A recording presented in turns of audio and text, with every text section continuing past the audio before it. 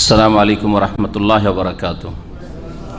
বিসমিল্লাহির রহমানির রহিম। আলহামদুলিল্লাহি রাব্বিল আলামিন ওয়াসসালাতু ওয়াসসালামু আলা সাইয়্যিদিল মুরসালিন নবিয়িনা মুহাম্মদ ওয়া আলা আলিহি ওয়া সাহবিহি আজমাইন, আম্মা বাদ। ফাকাদ ক্বালা আল মুআল্লিফ রাহিমাহুল্লাহু তাআলা ওয়া আন ইবনে আব্বাস রাদিয়াল্লাহু আনহুমা আন্না নবিয়্য সাল্লাল্লাহু আলাইহি ওয়াসাল্লাম ফিল্লাযী সাকাতা আন রাহিলাতিহি ফামাত ইগসিলুহু বিমাইন ওয়া সিদরিন ওয়া কাফফিনুহু ফি সাওবাইহি মুত্তাফাকুন আলাইহি। মহান আল্লাহর সমস্ত প্রশংসা যে আল্লাহ আমাদেরকে সৃষ্টি করেছেন এবং আমাদেরকে দুনিয়াতে চলার জন্য নিয়ম নীতিমালা বিধিবিধানও সম্পূর্ণ করেছেন। তিনি সালাত এবং সালাম নাযিল করেন মুহাম্মদ রাসূলুল্লাহ সাল্লাল্লাহু আলাইহি ওয়াসাল্লামের উপর, যার কথা কাজ অনুমোদন হচ্ছে ওহী। যেমন কোরআনে কারীম ওহী, কোরআনে কারীমের প্রতি আমল করা, কোরআনে কারীমের আলোকে জীবন গড়া যেমন ফরজ, তেমনই রাসূলুল্লাহ সাল্লাল্লাহু আলাইহি ওয়াসাল্লামের হাদিস মোতাবেক জীবন গড়া ফরজ। শুধু কোরআনে কারীমের প্রতি আমল করা সম্ভব নয় কেউ যদি হাদিসের সাহায্য না নেয়। আমাদের আজকে শুক্রবারে দর্স হচ্ছে বুলুগুল মারাম হাদিস থেকে। বিষয়বস্তু হচ্ছে জানাজা সম্পর্কীয় হাদিস। জানাজা সম্পর্কীয় হাদিস যেখানে আমরা পৌঁছেছিলাম আর আজকে শুরু করব যেখান থেকে, তা হচ্ছে আব্দুল্লাহ বিন আব্বাস রাদিয়াল্লাহু তাআলা আনহুমা থেকে বর্ণিত হাদিস 443 আমার আরবি বুলুগুল মারামে। আব্দুল্লাহ বিন আব্বাস রাদিয়াল্লাহু তাআলা আনহুমা থেকে বর্ণিত, নবী করিম সাল্লাল্লাহু আলাইহি সাল্লাম বলেছেন, ওই ব্যক্তি সম্পর্কে, ওই ব্যক্তির জানাজা বা তার গোসল দাফন কাফন সম্পর্কে, আল্লাযী সাকাতা আন রাহিলাতিহি, যেই ব্যক্তি তার বাহন থেকে, ওটনির পিঠ থেকে আছাড় খেয়ে পড়ে গেছিল, ফামাতা, অতঃপর সে মারা গিয়েছিল। নবী করিম সাল্লাল্লাহু আলাইহি সাল্লামের সাথে হাজ্জাতুল ওয়াদাই, বিদায় হজে সাহাবায়ে কেরামরা ছিলেন, কোন একজন সাহাবী ওটের পিঠ থেকে পড়ে যায়। আর পড়ে গেলেই ওটের বদ স্বভাব আছে, মানুষের ঘাড়ের উপর পা দিয়ে মেরুদণ্ডকে ভেঙে দেয়, হাড্ডিকে ভেঙে দেয় যাতে মানুষ মারা যায়, অথবা মাথার উপর পা দিয়ে মাথাকে দোলে দেয় যাতে মানুষ মারা যায়। এই লোকটি ইন্তেকাল করেছিল। নবী সাল্লাল্লাহু আলাইহি ওয়াসাল্লাম তার সম্পর্কে বললেন, ইগসিলুহু বিমাইন ওয়া সিদরিন, তাকে গোসল দাও পানি এবং বরই পাতা দ্বারা। পানি আর কুল পাতা দিয়ে গোসল দাও। কুল পাতা দিয়ে গোসল দিলে তাতে পরিষ্কার পরিচ্ছন্নতা বেশি হয়, এক। 2 নম্বর হচ্ছে যে কীট পতঙ্গ, পোকা মাকড়, সেই মৃতদেহকে, যে মৃতদেহ পানির সাথে সাথে গোসল দেওয়া হইল বরই পাতা দিয়ে, ওই মৃতদেহকে তাড়াতাড়ি খাই দেয়, একটু সময় লাগে। এই কথাগুলি ভাষ্যকাররা বলেছেন। ওয়াকাফফিনুহু ফি সাওবাইহি, এবং তাকে কাফন দাও তার 2টি কাপড়ে। তার 2টি কাপড়ে কাফন দাও। 2টি কাপড় মানে এমনি তো পুরুষদেরকে 3টি কাপড় লাগে, তো 2টি কাপড়ে, তার 2টি কাপড় বলা হয়েছে। অর্থাৎ এই লোক এহরামের অবস্থায় ছিল। হ্যাঁ, নবী করিম সাল্লাল্লাহু আলাইহি ওয়াসাল্লামের সাহাবী এহরামের অবস্থায় ছিলেন, আর ওই সময় ইন্তেকাল হয়েছে। আর এহরামের অবস্থায় মানুষের শরীরে কটি কাপড় থাকে? মাত্র 2টি কাপড় থাকে, এজার এবং রেদা। একটা লুঙ্গি বিনা সেলাই করা, আর আরেকটা হচ্ছে চাদর। এই দুটো হচ্ছে এহরামের কাপড়। এই জন্য নবী সাল্লাল্লাহু আলাইহি ওয়াসাল্লাম তার 2টি কাপড়ে, মানে এহরামের যে 2টি কাপড় তার গায়ে আছে, ওই 2টি কাপড়েই তাকে ওই অবস্থায় কি করো, কাফন দিয়ে দাও। মুত্তাফাকুন আলাইহি, হাদিস বুখারী মুসলিমের। যেন ভাষ্যকার বলছেন যে 2 কাপড়ে, তার 2 কাপড়ে মানে সাওবাইল এহরাম, এহরামের 2 কাপড়ে, আল্লাযাইনি আলাইহিমা, যেই দুটো সে পরিধান করেছিল, সে দুটো হচ্ছে আল ইজার ওয়া রিদা, লুঙ্গি এবং চাদর। লুঙ্গি মানে শুধু আমাদের সেলাই করা লুঙ্গি নয়, আমাদের দেশে লুঙ্গি মানে হচ্ছে সেলাই করা লুঙ্গি, কিন্তু দক্ষিণ ভারতে কেরালা আর মাদ্রাজ এই দিকে তারা বিনা সেলাই লুঙ্গি পরে, দেখেছেন হয়তো, তাই না? জি হ্যাঁ। এক কথায় আরবি ভাষায় এজার বলা হয়, শরীরের নিচের অংশকে যে কাপড়টা ঢাকে ওটাকে এজার বলা হয়, সেটা সেলাই করা লুঙ্গি হোক আর বিনা সেলাই করা লুঙ্গি হোক। আর এই ঘটনাটি আরাফার ছিল। যেমন ভাষ্যকার বলছেন, বাইনামা রাজুলুম মিনাস সাহাবাতি ওয়াকিফুন বিআরাফাত আলা রাহিলাতিহি, আরাফায় অবস্থান করে, আরাফার দিনে শুক্রবার সেই দিন ছিল, বিদায় হজে রাসূলুল্লাহ ফি হাজ্জাতুল ওয়াদা, এহরামের অবস্থায় ছিলেন সাহাবী, আর ওঁটের পিঠের উপর থেকে পড়ে গেছিলেন। নবী করিম সাল্লাল্লাহু আলাইহি ওয়াসাল্লাম আরো অতিরিক্ত বলেছিলেন এই সাহাবীর গোসল এবং কাফন দাফন সম্পর্কে, ওয়ালা তুহান্নিতুহু, আর একে তোমরা সুগন্ধি দিও না। মৃত ব্যক্তিকে গোসল দেওয়ার পরে সুগন্ধি দিতে হয়, আতর দিতে হয়, যেটাকে হনুত বলে আরবি ভাষায়। তিব মানেও সুগন্ধি হয়, আর হনুত মানে, তো তুহান্নিতু ওই হনুত থেকে, হনুত মানে সুগন্ধি। সুগন্ধি দিও না। ওয়ালা তুখাম্মিরু রাসা, আরো অতিরিক্ত বিধান যে তার মাথা ঢাকিও না। অন্যান্য মৃতদের সাথে পার্থক্য, তাহলে অন্যান্য মৃতদের গোসলের ক্ষেত্রে ঠিকই পানি এবং বরই পাতা দিয়ে গোসল দিবেন, কাফন তাদের 3টে দিবেন, একে বলা হলো 2টিতে কাফন দাও। আর কি ভিন্নতা? অন্যান্য মৃতদেরকে গোসল দিয়ে কি করবেন?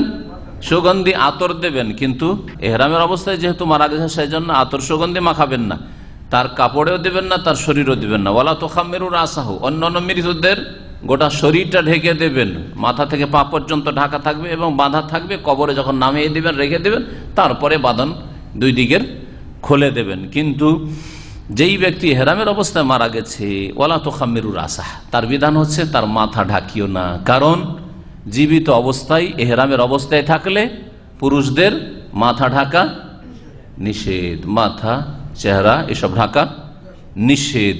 আর ওই হুকুমটাই চালু থাকবে তাদের ইন্তেকালের পরে, কারণ কিয়ামতের দিনে তালবিয়া পাঠ করতে করতে উঠবে, লব্বাইক আল্লাহুম্মা লব্বাইক বলবে, আর আল্লাহ রাব্বুল আলামিনের কাছে হাসরে উঠবে। ফাইন্নাহু ইউবআসু ইয়াউমাল কিয়ামাতি মুলাব্বিয়ান, কিয়ামতের দিন তালবিয়া পাঠ করে উঠবে। এই হাদিস থেকে জানা যায় যে মাইয়িতের কাফন দাফনে তাড়াতাড়ি করা উচিত, বিলম্ব না করে তাড়াতাড়ি দাফন করে দেওয়া উচিত। যত তাড়াতাড়ি দাফন করবেন তত ভালো। তবে যদি আপনজন, হয়তো ছেলেমেয়েরা দূরে আছে, যারা হয়তো কয়েক ঘন্টার মধ্যে পৌঁছে যেতে পারবে দিনের মধ্যে, তাহলে ভালো, ঠিক আছে। কিন্তু 2 দিন 3 দিন 4 দিন রেখে দেওয়া, আর ছেলে আসছে বা আত্মীয় স্বজন আসছে ইত্যাদি, বড় বড় নেতাদের যা করা হয়, এসব ঠিক নয়। ইন্তেকালের পরে যত তাড়াতাড়ি দাফন করবেন ততই ভালো, সেটাই সুন্নাত।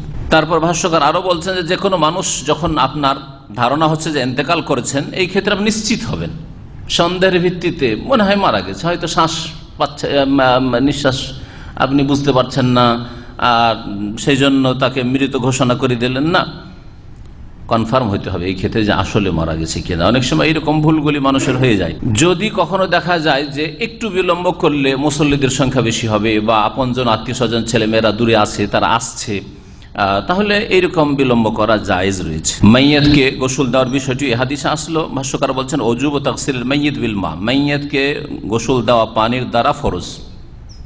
মাইয়াতের গোসলের হুকুম হচ্ছে কি? ফরজ। এটা একটা ফরজ, কিন্তু যেহেতু মৃত সে আদায় করতে পারবেন এই কাজটা তার আপনজনদেরকে, আর আপনজনরা যদি না থাকে আত্মীয় স্বজন, তাহলে মুসলিমদের ওপর ফারজে কিফায়া। ওয়ান্নাল গোসলা ফারজে কিফায়া, মৃত ব্যক্তিকে গোসল দেওয়া ফারজে কিফায়া। ফারজে কিফায়া মানে কি?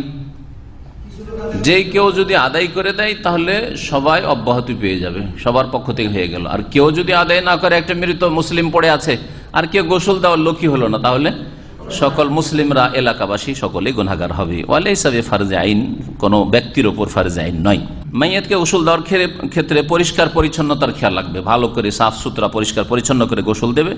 যেমন নবী কারীম সাল্লাল্লাহু আলাইহি ওয়াসাল্লাম বরই পাতা ব্যবহার করতে বলেছেন অধিক, যাতে করে পরিচ্ছন্নতা হয়। এইরকমই আজকাল যদি এমন কিছু হয়, সাবান জাতীয় জিনিস, যেটাতে যদি কেউ মনে করে যে অতি আরও অধিক পরিষ্কার পরিচ্ছন্ন করতে পারবো, সাফ সুতরা করতে পারবো, তাহলে ভালো কথা, সেগুলি ব্যবহার করা যেতে পারে। মাইয়াতকে কাফন দেওয়ার বিষয়টি, সেটাও ফরজ। মাইয়াতকে কাফন দেওয়া ফরজ। আর এই কাফনের খরচ খরচা কে বহন করবে? দেখি এ সম্পর্কে এর আগে কিন্তু বলেছিলাম, মৃত ব্যক্তির সাথে সম্পর্কিত কয়েকটি ধারাবাহিক বিধান বলেছিলাম। হ্যাঁ বলেন, মাইয়াত একজন মারা গেছে, যে কোনো মুসলিম আপনার গ্রামে মারা গেছে, এর কাফনের খরচ খরচা কে বহন করবে? প্রথম তার সম্পদ থেকে, তার সম্পদ থাকে, তার সম্পদ ভাগ বন্টন করার আগে এই কাজগুলি করতে হবে। ওয়াজুব তাকফিরুল মাইয়িত, মাইয়িতকে কাফন দেওয়া ফরজ। ওয়া আন্নাল কাফানা ওয়া মুউনাতুত তাজহিজ মুকদ্দামাতুন আলা সাইরি মা ইয়াজিবু ফি তারাকাতি মিন হুকুক। পরিত্যক্ত ধন, মৃত ব্যক্তির যে পরিত্যক্ত ধন সম্পদ আছে, এগুলিতে যতগুলি মানুষের হক হতে পারে বা যতগুলি হক এর সাথে সংশ্লিষ্ট থাকতে পারে, সবগুলির মধ্যে 1 নম্বরে থাকবে মাইয়াতের খরচ খরচা, কাফন, দাফন, কবর খনন করা ইত্যাদি যেসব লাগে। মাইয়াতের খরচ মানে বিদাতি খরচ নয় আবার, কারণ আমাদের দেশে মাইয়াতের খরচ খরচা বললে তাহলে তার 3 দিনে খাওয়াইতে হবে, 40 দিনে খাওয়াইতে হবে, 10 দিনে খাওয়াইতে হবে, অথবা দিন না ধরে।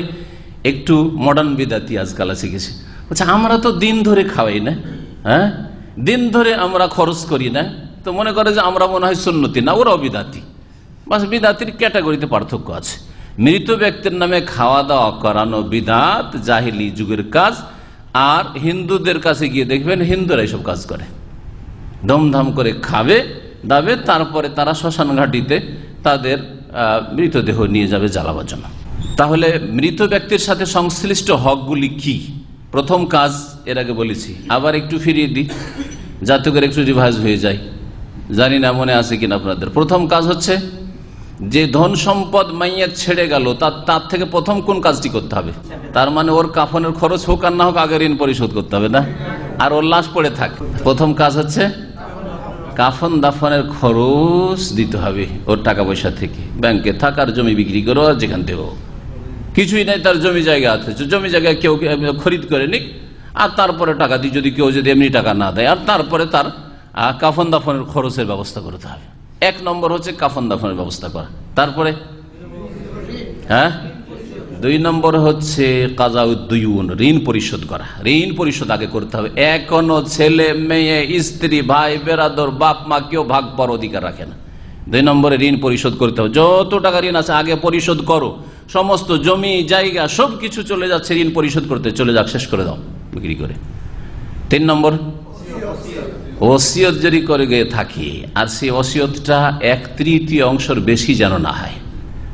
সমস্ত ধন সম্পদের ওসিয়ত করতে পারে। ওসিয়ত এন্তেকালের পূর্বে কেউ যদি ধন সম্পদ সম্পর্কে কোনো উপদেশ দিয়ে যায় যে আমার টাকা পয়সা ধন দৌলত থেকে জমি জায়গা থেকে ভিটে মাটি থেকে এতটা পরিমাণ মসজিদে দিয়ে দেবে, মাদ্রাসায় দিয়ে দেবে, অমুক সাহেবকে দিয়ে দেবে, অমুক গরিবকে দিয়ে দেবে ইত্যাদি, অমুক জায়গায় দিয়ে দেবে, হ্যাঁ জায়েজ কাজে হলি হলো, হারাম নাজায়েজ কাজে যাতে করে ওসিয়ত না হয়।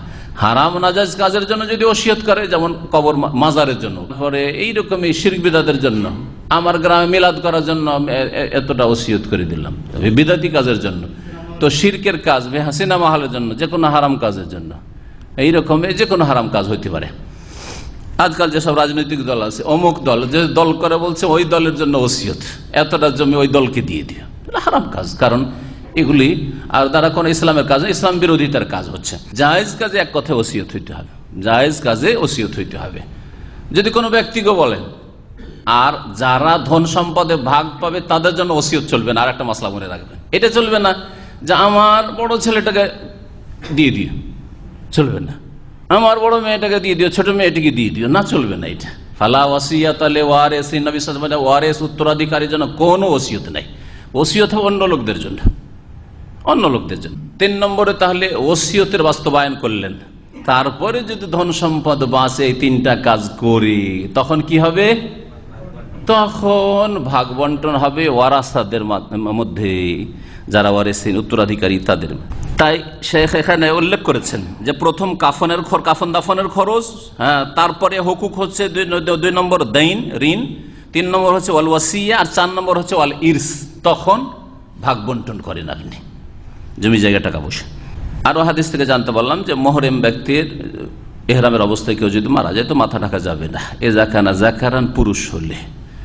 আর মহিলা যদি হয়, মহিলার তো ইহরামের অবস্থায় তো মাথা ঢাকা থাকে, সুতরাং যখন ইহরামের অবস্থা, জীবিত অবস্থায় মাথা ঢাকা আছে, এমনি ইন্তেকালের পরেও মাথা ঢাকা থাকবে। তবে মহিলাদের চেহারাতে যেহেতু ইহরাম আছে, আজনবী অপর পুরুষের সামনে চাদর লটকে ঢাকতে হবে, কিন্তু ইন্তেকালের পরে তাকে যেহেতু কবরে পৌঁছে দেওয়া হচ্ছে আর সেখানে অপর পুরুষ কেউ নাই, সেই জন্য তখন কি করতে হবে? চেহারাটা খুলে দিতে হবে। মহিলা যদি ইহরামের অবস্থায় মারা যায় তাহলে চেহারা খুলে দিতে হবে। বলছেন ওয়া তাহরিমু তাগতিয়াতি ওয়াজহিল উনসা আল মাইয়্যিতা, মৃত যদি মহিলা হয় তাহলে তার চেহারা ঢাকা হারাম যদি ইহরামের অবস্থায় মারা যায়। এহরামের অবস্থা যদি মারা যায়। ইমাম শাফি, ইমাম আহমদ রহমতুল্লাহ আলাইহিমা তারা বলেছেন যে কোন এহরাম করা ব্যক্তি যদি ইন্তেকাল করে তাহলে ইয়াবকা ফি হাক্কিহি হুকমুল ইহরাম, তাহলে সে যেন এহরামের অবস্থাতেই আছে, এহরামের হুকুমে আছে। তো এহরামের অবস্থায় যেগুলি নিষিদ্ধ সবগুলি নিষিদ্ধ তার ইন্তেকালের পরেও পালন করতে হবে, ওই নিষিদ্ধ বিষয়গুলি থেকে, জিনিসগুলি থেকে বাঁচা। বাকি যেসব মাসলা মাসাইল হাদিসে স্পষ্ট যে সুগন্ধি লাগানো চলবে না এহরামের অবস্থায় ইত্যাদি। তারপরের হাদিস ওয়ান আয়েশা রাদিয়াল্লাহু আনহা قالت لما ارادوا غسل رسول الله صلى الله عليه وسلم قالوا والله ما ندري نجرد رسول الله صلى الله عليه وسلم كما نجرد موتانا ام لا। الحديث رواه احمد وابو داউদ। আয়েশা রাদিয়াল্লাহু তাআলা আনহা থেকে বর্ণিত, তিনি বলছেন যে লাম্মা আরাদু গাসলা রাসূলিল্লাহ সাল্লাল্লাহু আলাইহি ওয়াসাল্লাম, যখন সাহাবায়ে কেরামরা রাসূলুল্লাহ সাল্লাল্লাহু আলাইহি ওয়াসাল্লামের মৃতদেহকে গোসল দিতে ইচ্ছা করলো। কে বলছেন? মা আয়েশা বলছেন। আয়েশা রাদিয়াল্লাহু তাআলা বলছেন লাম্মা আরাদু, যখন সাহাবায়ে কেরাম গোসল দেওয়ার ইচ্ছা করলেন রাসূলুল্লাহ সাল্লাল্লাহু আলাইহি ওয়াসাল্লামকে। তো এই গোসল কোন গোসল? ইন্তেকালের পরে গোসল। কালু, তখন তারা আপোষে কল্পনা জল্পনা করতে লাগলেন, সলা পরামর্শ করতে লাগলেন, ওয়াল্লাহি, আল্লাহর কসম করে বলছি, কি যে করব, মা নাদরি, আমরা কিছু বুঝি না, নজাররেদ রাসূলুল্লাহ সাল্লাল্লাহু আলাইহি ওয়াসাল্লাম, রাসূলুল্লাহ সাল্লাল্লাহু আলাইহি ওয়াসাল্লামের শরীর থেকে কাপড়টা সরিয়ে নেব আর তারপরে গোসল দেব, যেমন অন্যান্য মৃতদেরকে গোসল দেওয়ার সময় যেই শরীরে কাপড়টা ছিল কাপড়টা সরিয়ে নিয়ে লজ্জা স্থানটা ঢেকে দিয়ে নাভি থেকে এই হাঁটু পর্যন্ত একটা চাদর বা কাপড় দিয়ে ঢেকে দিয়ে তারপরে গোসল দেওয়া হয় সাধারণত অন্যান্য মৃতদেরকে। নবী করিম সাল্লাল্লাহু আলাইহি ওয়াসাল্লামের শরীরে কামিজ আছে, যেসব কাপড় আছে ওই কাপড়টাই রেখে দেব আর ওই কাপড় থাকা অবস্থায় গোসল দেব, নাকি কাপড়টা খুলে নিয়ে গোসল দেওয়া? আপোষে আমাদের আলাপ আলোচনা শুরু হইল। কামা ওই রকম ভাবে খুলবো কামা নজারদ মাওতানা, যেমন আমাদের অন্যান্য মৃতদেরকে কাপড় থেকে আলাদা করে দিই, মানে তাদের কাপড়টা খুলে নি তারপরে গোসল দিই, আমলা, নাকি এটা করব না, রাসূলুল্লাহ সাল্লাল্লাহু আলাইহি ওয়াসাল্লামের বিষয়টি ভিন্ন। এতটুকু বলে আল হাদিস করে দিয়েছেন, মানে হাদিসটা সংক্ষেপ করে দিয়েছেন লেখক হাফেজ ইবনে হাজার রাহমাতুল্লাহ, সংক্ষেপ করে দিয়েছেন। তাহলে আসল বিষয়টা জানতে হয়, আসল বিষয়টা শোনাই, তাহলে পুরো হাদিসটা দেখতে হয়। তামামুল হাদিস ইনদা আবি দাউদ, পূর্ণ হাদিসটা আবু দাউদে রয়েছে। ফালাম্মা ইখতালাফু, সাহাবায়ে কেরামদের নবী সাল্লাল্লাহু আলাইহি ওয়াসাল্লাম ইন্তেকালের পরে কয়েকটা বিষয় ইখতিলাফ হয়েছিল। নবী সাল্লাল্লাহু আলাইহি ওয়াসাল্লামের দাফন কাফনের ব্যাপারে কয়েকটা বিষয় ইখতিলাফ দ্বিমত হয়েছিল, কোনটা করবো, এটা করবো এটা করবো, একদল বলছে এটা করি, এটা করি।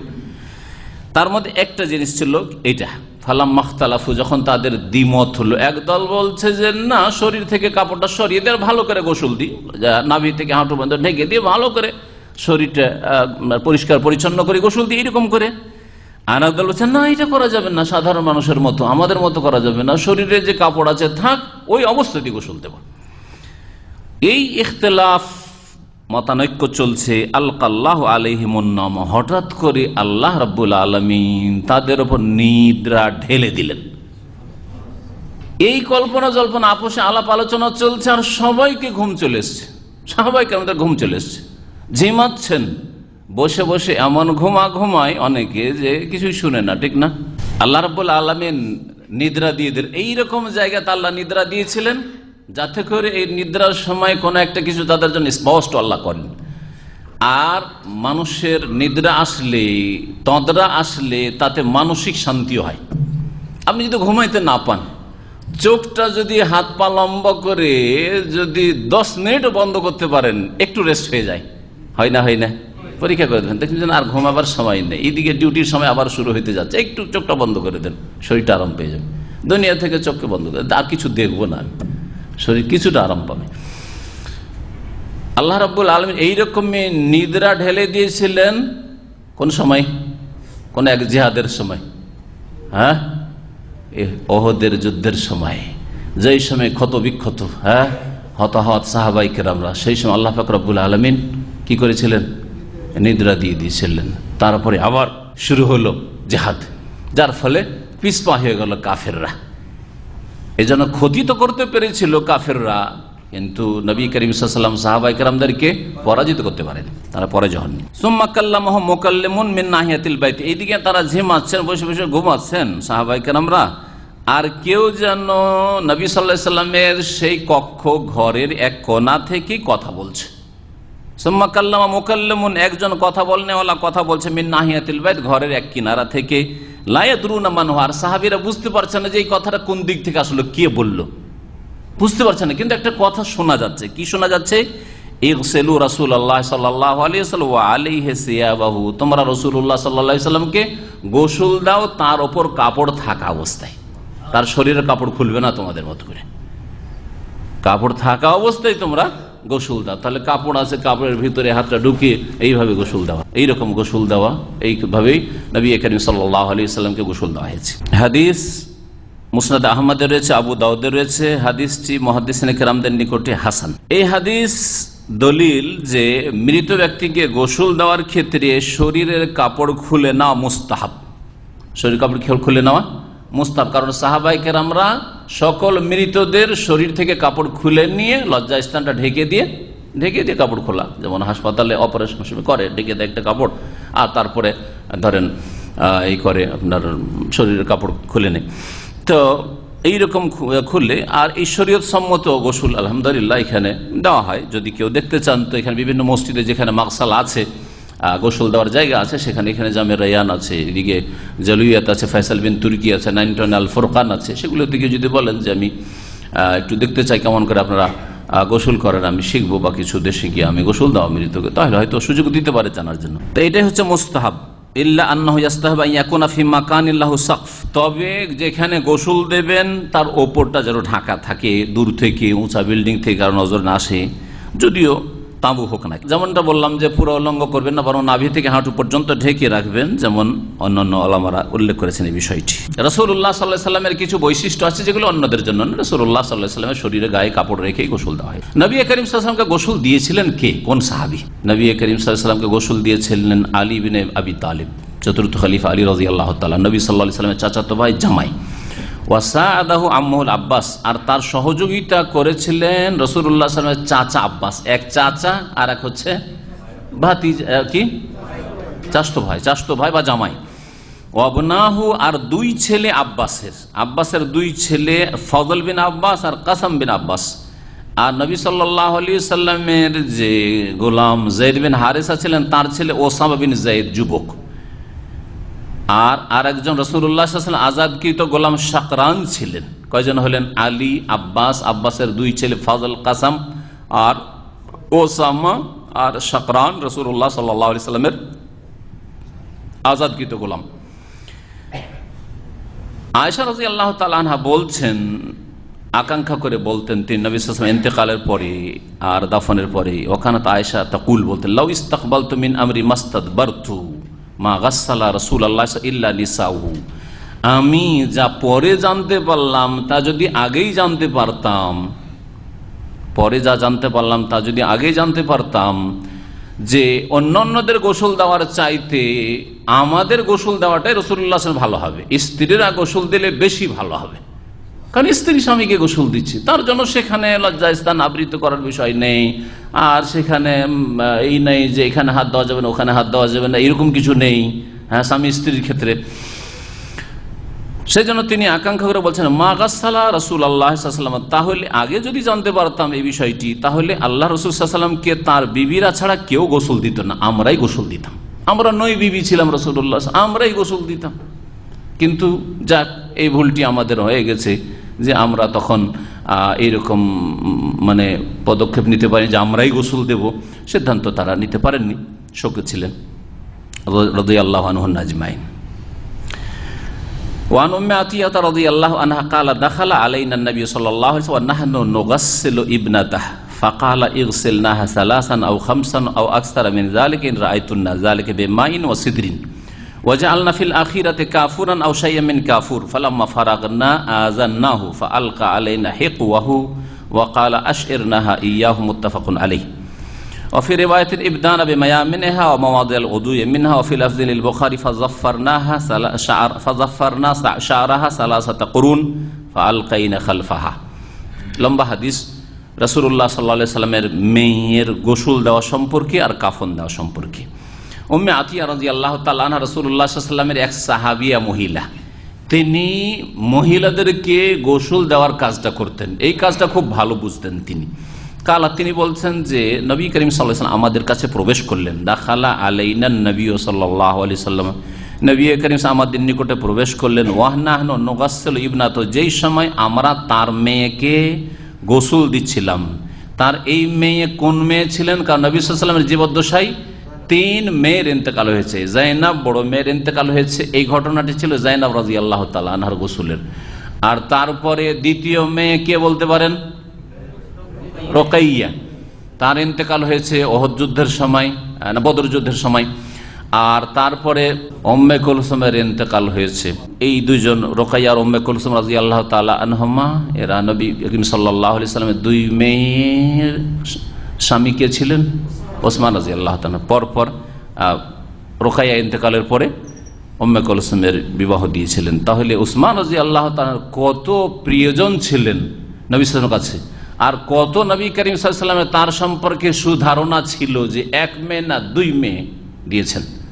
আপনি আমার ক্ষেত্রে, আপনার ক্ষেত্রে চিন্তা করেন, যদি সামান্য একটু রিমার্কস থাকে, আপনার সামান্য কিছু যদি আপত্তি থাকে যে এই জামাইটার মধ্যে কিছুটা দোষ আছে, তো 1 মেয়ে দিয়েছি, দ্বিতীয় মেয়ে কখনো দেব না। ঠিক কিনা? ঠিক কিনা বলেন?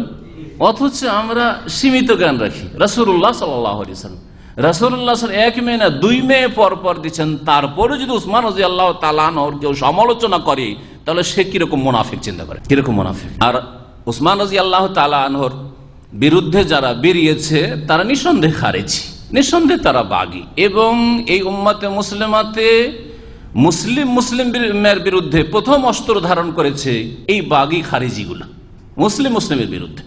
কারণ ওমর রাদিয়াল্লাহু তাআলার বিরুদ্ধে যে অস্ত্র ধারণ করেছিল সেটা ছিল কাফের মাজুসী অগ্নিপূজা, কিন্তু মুসলিমকে খুন করা প্রথম শুরু করেছে এই খারেজি, বাগী, ইসলামদ্রোহী আর ইসলামী খেলাফতদ্রোহী এই দলটি।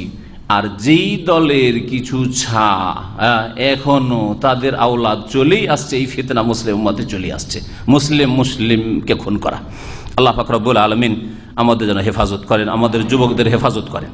তো বলছেন যে আমরা সেই সময় তার মেয়ে জাইনাব রাদিয়াল্লাহু তাআলা আনহাকে গোসল দিচ্ছিলাম। ফাকালা, নবী সাল্লাল্লাহু আলাইহি ওয়াসাল্লাম এসে বলেন, ইগসিলনাহা সালাসান আও খামসান আও আকসার মিন যালিক, তোমরা 3 বার করে তাকে গোসল দাও, আও খামসান অথবা 5 বার করে গোসল দাও। তাহলে সর্বনিম্ন মুস্তাহাব হচ্ছে 3 বার করে গোসল দেওয়া। 3 বার করে কমপক্ষে ধোও শরীরটা। 3 বার ধুয়েও যদি দেখো যে না আবার কিছু নাপাকি বেরিয়ে আসছে অথবা এখনো পরিষ্কার পরিচ্ছন্নতা আসে নাই, খামসান বেজোড় করো, 4 বার বললেন না, 5 বার করো। যদি 5 বারেও না হয় তারপরে দেখছি কিছু নাপাকি হয়তো বেরিয়ে আসছে, আও আকসারা মিন যালিক, বা এর চাইতে বেশি গোসল দাও বা ধোও, ইন রাআইতুন্না যালিক, তোমরা যদি সেটা ভালো মনে করো, তোমরা এটা দেখো, মানে তোমরা যদি এটা ভালো মনে করো, তোমরা বেশি বুঝছো যেহেতু গোসল দিচ্ছ, যদি প্রয়োজন হয় যে না 5 বারে হইল না, আরো বেশি দেওয়ার প্রয়োজন রয়েছে, তাহলে ওর বেশি করো। ওর বেশি কতটা করবেন? 6 করবেন না 7? অধিকাংশ ওলামারা বলছেন মুস্তাহাব হচ্ছে বেজোড় করা, যেহেতু নবী সাল্লাল্লাহু আলাইহি ওয়াসাল্লাম 3 আর 5 বলেছেন, সুতরাং 5-এর পরে যদি প্রয়োজন হয় তো 7 করেন। এই গোসল দেবে তোমরা বেমাইন ওয়াসিদরিন, পানি আর কুলপাতা দ্বারা। ওয়াজআলনা ফিল আখিরাতি, আর শেষখানে তোমরা কি করবে? কাফুরান, কর্ফুর ব্যবহার করা। কর্ফুর বুঝেন? আরবিতে কাফুর বলা হয়। এই যদি কর্ফুর দেওয়া হয় তাহলে এতে হবে কি, যে যেমন বললাম যে কীটপতঙ্গ, পোকামাকড় তাড়াতাড়ি শরীরে আসবে না, লাগবে না। আও শাইয়্যাম মিন কাফুর, অথবা কর্ফুরের কিছুটা অংশ দাও, সামান্য কিছু, ওই ধরনের কিছু দাও। ফালাম্মা ফারাগনা, যখন আমরা শেষ করলাম গোসল দেওয়া, আযান্নাহু, তখন রাসূলুল্লাহ সাল্লাল্লাহু আলাইহি ওয়াসাল্লাম পর্দার আড়ালে ঘরের বাইরে বসে আছেন অথবা দাঁড়িয়ে আছেন, তখন তাকে জ্ঞাত করলাম। আযান্না, এখান থেকে আজান মানে জ্ঞাত করা মানুষকে আজান দিয়ে নামাজের জন্য, আর এখানে আজান মানে জানিয়ে দাও। নবী সাল্লাল্লাহু আলাইহি ওয়াসাল্লামকে জানিয়ে দিলাম যে ইয়া রাসূলুল্লাহ, আপনার মেয়ে জাইনাবকে গোসল দেওয়ানো শেষ হয়ে গেছে। ফাআলকা ইলাইনা হিকওয়াহু, তখন নবী করিম সাল্লাল্লাহু আলাইহি ওয়াসাল্লাম আমাদের দিকে তার লুঙ্গিটি নিক্ষেপ করলেন। লুঙ্গিটা তার ছিল, লুঙ্গিটা দিয়ে দিলেন যে এইটা কি করো, কাফনের সাথে আমার মেয়ের শরীরে জড়িয়ে দাও। ফাকাল, আর বললেন, আশইরনাহা ইয়াহু, এই কাপড়টিকে তার শেয়ার বানিয়ে দাও। শেয়ার মানে ভিতরের কাপড়। আরবি ভাষায় শেয়ার আর দেসার, শেয়ার বলা হয় ভিতরের কাপড়, যেটা একবারে গায়ে লেগে আছে। শারুন মানে লোম, তো শরীরের লোমের সাথে যে কাপড়টা লেগে আছে এটা হচ্ছে শেয়ার। তাহলে আমাদের যে গেঞ্জি আছে অথবা আরো ভিতরে যে কোনো কাপড় যদি থাকে, শেষ যেটা একবারে শরীরে লেগে আছে ভিতরের কাপড়, সেটা হচ্ছে শেয়ার। আর দেশার হচ্ছে সবচেয়ে ওপরের কাপড়টা, দেশার। এই জন্য দেশার মানে সাধারণত চাদর বলা হয়, কারণ চাদর ভিতরে পড়ে না কেউ, চাদরটা সব ওপরে থাকে। গেঞ্জি আছে, জামা আছে, তারপরে আরো কিছু আছে, তারপরে হ্যাঁ গামছা বা কি চাদর জড়িয়ে আছেন, তো ওপরে আছে দেশার। শেয়ার বানিয়ে দিতে বা শরীরে লাগিয়ে দিতে বলেন এই কাপড়টি। মুত্তাফাকুন হাদিস বুখারী মুসলিমের। আর একটি বর্ণনায় রয়েছে ইবদানা বেমায়ামিনহা, তোমরা যখন গোসল দেবে তখন তার শরীরের ডান দিক থেকে শুরু করিও। তাহলে ডান অঙ্গগুলি ধৌত করতে হবে, উজুর অঙ্গে প্রথম ডান অঙ্গ ধুইবেন। ও মাওয়াদে আল উজুয়ে মিনহা, আর প্রথম শুরু করবে উজুর জায়গাগুলি থেকে। তো এমনি ঢালা পানি না দিয়ে উজুর জায়গাগুলি ধৌত করেন আর ডান দিক থেকে শুরু করবেন শরীরের। অফিল লাফজিন লিল বুখারী, আর সহিহ বুখারীর একটা বাক্যে রয়েছে ফাজাফফারনা শারাহা সালাসাত কুরুন। এরপরে গোসল দেওয়ার পরে রাসূলুল্লাহ সাল্লাল্লাহু আলাইহি ওয়াসাল্লামের মেয়ে যায়েনাবের চুলগুলিকে কি করলাম, 3টি বেনি করে দিলাম। কার্ন মানে বেনি, কার্ন মানে সিংহ হয়, তো মানুষের তো সিংহ হয় না, তো বেনি এই ক্ষেত্রে গেথে দেওয়া। তো 3 ভাগ করে গেথে দিলেন। ফাআলকাইনাহা খালফাহা, তারপরে সেই চুলগুলিকে বেনি করে দেওয়ার পরে পিছন দিকে ফেলে দিলাম, পিছন দিকে, সামনের দিকে তাহলে রাখবে না, পিছন দিকে। এই ছিল হাদিস। এই হাদিস থেকে অনেকগুলি মাসলা মাসাইল জানা যায়। নবী করিম সাল্লাল্লাহু আলাইহি ওয়াসাল্লাম এই গোসলের সময় হাজির ছিলেন পর্দার আড়ে। আর নবী সাল্লাল্লাহু আলাইহি ওয়াসাল্লামের এই মেয়ে যায়েনাব বিনতে রাসূলুল্লাহ সাল্লাল্লাহু আলাইহি ওয়াসাল্লামকে গোসল দেওয়ানো হচ্ছিল। আর এই হাদিস প্রমাণ করে ওজুব ও গাসিল মাইয়িত, মাইয়িতকে গোসল দেওয়া ফরজ, এই ফরজে কিফায়া। অধিকাংশ উলামাদের নিকটে মালিকিয়ারা বলেছেন যে সুন্নাত, কিন্তু তাদের কথাটি ঠিক নয়। এর দ্বারা বোঝা গেল যে প্রত্যেক মজহাবে বেশ কিছু মাসাইল ভুল আছে বা দুর্বল আছে। অনেকেই মানুষকে বিভ্রান্ত করে যে আমরা শুধু হানাফি মজহাবের ভুল ধরি, বললাম যে মালিকি মজহাবের এই ফতোয়া ভুল। হ্যাঁ, ঠিক কিনা? কারণ আমাদের সকলের উদ্দেশ্য হচ্ছে রাসূলুল্লাহ সাল্লাল্লাহু আলাইহি ওয়াসাল্লামের অনুসরণ করা। তো মালিকি মজহাবে যদি ফতোয়া ভুল থাকে ভুল, হাম্বলি মজহাবে যদি ফতোয়া ভুল থাকে তাহলে ভুল, আর যদি শাফি মজহাবে ফতোয়া ভুল থাকে কোনটি, তাহলে সেটা ভুল। সবটাই ভুল না, কিন্তু সেটা ভুল। যেই ফতোয়াগুলি ভুল আছে সেগুলি ভুল, কোরআন হাদিসের আলোকে সেগুলি দুর্বল বা ভিত্তিহীন, অথবা তার চাইতে মজবুত দলিল আছে অন্যের কাছে, সুতরাং সেটাই প্রাধান্য পাবে আপনার কাছে। এটা হচ্ছে আপনার রাসূলুল্লাহ সাল্লাল্লাহু আলাইহি ওয়াসাল্লামকে রাসূল মানার দাবি, আর রাসূলুল্লাহ সাল্লাল্লাহু আলাইহি ওয়াসাল্লামের সাথে মহব্বত ভালোবাসার দাবি, আর রাসূলুল্লাহ সাল্লাল্লাহু আলাইহি ওয়াসাল্লামের ইত্তেবা অনুসরণের দাবি। যে রাসূলুল্লাহ সাল্লাল্লাহু আলাইহি ওয়াসাল্লামের পাশে কাউকে এনে দাঁড় করবেন না। আর এইদিকে বলা হচ্ছে রাসূলুল্লাহ, আর আপনি বলছেন আমার মযহাব, তো রাসূলের পাশে আর কাউকে দাঁড় করে দিচ্ছেন। এর চেয়ে বড় বেয়াদবি আর কি হতে পারে? গোসল দেওয়া তো ফরজ মাইয়িতকে, কিন্তু যদি পানি না থাকে তো কি করবেন? বলছেন ফাইন্দা কাসীর মিনাল ফুকাহা, এই মাসলায় যদি পানি যদি না থাকে গোসল দেওয়ার জন্য, তো অনেক ফুকাহায়ে কেরামদের মতে আন্নাল মাইয়িতা ইউয়াম্মামু, মাইয়িতকে তায়াম্মুম করিয়ে দিতে হবে, মৃত ব্যক্তিকে তায়াম্মুম করিয়ে দিতে হবে। ইবনে তাইমিয়া রাহমাতুল্লাহ বলছেন আন্নাহু লা ইউশরা, যেহেতু এর দলিল নাই সুতরাং আমি করতে বলবো না। লিআন্নাহু লা ইয়াহসুলু মিনহু নাযাফাতুন হিসসিয়া ওয়া হিল মুরাদা, বলছেন যে কারণ মাইয়িতকে গোসল দেওয়ার উদ্দেশ্য কি? মাইয়িতকে গোসল দেওয়ার উদ্দেশ্য হচ্ছে পরিষ্কার পরিচ্ছন্ন করা, আর তায়াম্মুম করিয়ে দিয়ে পরিষ্কার পরিচ্ছন্নতা হবে না, আর এরকম কোনো দলিল নাই, সুতরাং এরকম শুধু ইজতিহাদি ফতোয়া তিনি দেননি। গোসল দেওয়ার ক্ষেত্রে কে কাকে গোসল দিবে এই বিষয়টিও এখানে আলোচনা করেছেন ভাষ্যকার। বলছে আল ওয়াজিব আল্লাহু লা ইউগাসসিলুল মারআতা ইল্লা জিনসুন নিসা, মহিলাকে মহিলারাই গোসল দেবে, মহিলারাই গোসল দেবে। অবিল আকস, আর পুরুষদেরকে মহিলারাই গোসল দেবে। এটা হচ্ছে আসল। আজনবী মহিলাকে অপর পুরুষ কেউ গোসল দেবে না, মহিলাই গোসল দেবে। যে কোনো মহিলা গোসল দিতে পারে, আজনবী মুসলিম মহিলা। এইরকমই আজনবী পুরুষকে কোনো আজনবী মহিলা গোসল দিতে পারে না, পুরুষই গোসল দেবে। তবে ব্যতিক্রম কি মাসলা আছে, সেটা হচ্ছে ইল্লা মাস্তুসনিয়া মিন তাগসিলিল মারআতি যাওজিহা ওয়াল আমাতি সাইয়্যিদাহা ওয়াল আকস ফালিকুল্লি মিনহুমা গাসলু সাহিবিহি। তবে এই ক্ষেত্রে ব্যতিক্রম হচ্ছে যে স্ত্রী স্বামীকে গোসল দিতে পারে, স্বামী স্ত্রীকে গোসল দিতে পারে। বোঝা গেছে? স্বামী স্ত্রী গোসল দিতে পারে, এইরকমই যদি কৃতদাসী হয়, আজকালকার কাজের মেয়ে নয়, আমা, ওই যুগে যেই যুগে দাস প্রথা ছিল, এখন বাস্তবে যেহেতু নাই, শরীয়তের বিধানে আছে, ওই রকমের পরিস্থিতি তৈরি হলে আর বৈধভাবে দাস দাসী যদি আসে, তাহলে কিন্তু বৈধ পথে দাস দাসী আসার কোনো রাস্তা নেই। সুতরাং কেউ যদি দাবি করে যে আমার এটা দাস অথবা দাসী, আর জবরদস্তি কোনো স্বাধীন ছেলেকে অথবা মেয়েকে ধরে নিয়ে এসছে, উঠিয়ে নিয়ে এসছে, বা কোথাও থেকে পাচার করে নিয়ে এসছে, আর তার মার্কেটে বিক্রি হয়েছে, কিনে নিয়েছে, বলছে আমার দাস দাসী। না, কোনোদিন দাস দাসী হয় না এইভাবে আজকাল বাস্তবে। এই জন্য বলছি যে কোনো দাস দাসী নেই, কারণ দাস দাসী আসার পথই হচ্ছে জিহাদ ফিসাবিলিল্লাহ। বাস্তবে যখন জিহাদ ফিসাবিলিল্লাহ নেই, তখন কারো এই দাবি করার, কোনো মুসলিমে দাবি করার অধিকার নেই যে আমাদের দাস দাসী আছে। যেই যুগে দাস দাসী ছিল, দাসী তার মনিবকে গোসল দিতে পারে, কারণ তার জন্য হালাল, হ্যাঁ, তার জন্য স্ত্রীর মতো। এইরকমই মনিব তার দাসী গোসল দিতে পারে। তাহলে কল্লিমিন গাসল সাহিবি, যেই মাসলাটি বললাম যে স্ত্রী স্বামীকে গোসল দিতে পারে আর স্বামী স্ত্রীকে গোসল দিতে পারে, এই মাসলাই হানাফি ফোকাহারা বিরোধিতা করেছে। অথচ নবী করিম সাল্লাল্লাহু আলাইহি ওয়াসাল্লাম মা আয়েশা রাদিয়াল্লাহু তাআলা আনহাকে বলেছেন যে তুমি যদি আগে ইন্তেকাল করো আমি তোমাকে গোসল দেব, আর আমি যদি ইন্তেকাল করি তাহলে তুমি গোসল দেবে। যদিও বাস্তবে করা হয়তো সম্ভব হয়নি, কিন্তু আচ্ছা, তারপরে হাদিস একটু আগে পড়লেন, মা আয়েশা কি বলছেন, যদি আগে জানতে পারতাম তাহলে আমরা কাউকে গোসল দেওয়াইতে দিতাম না, আমরাই গোসল দিতাম।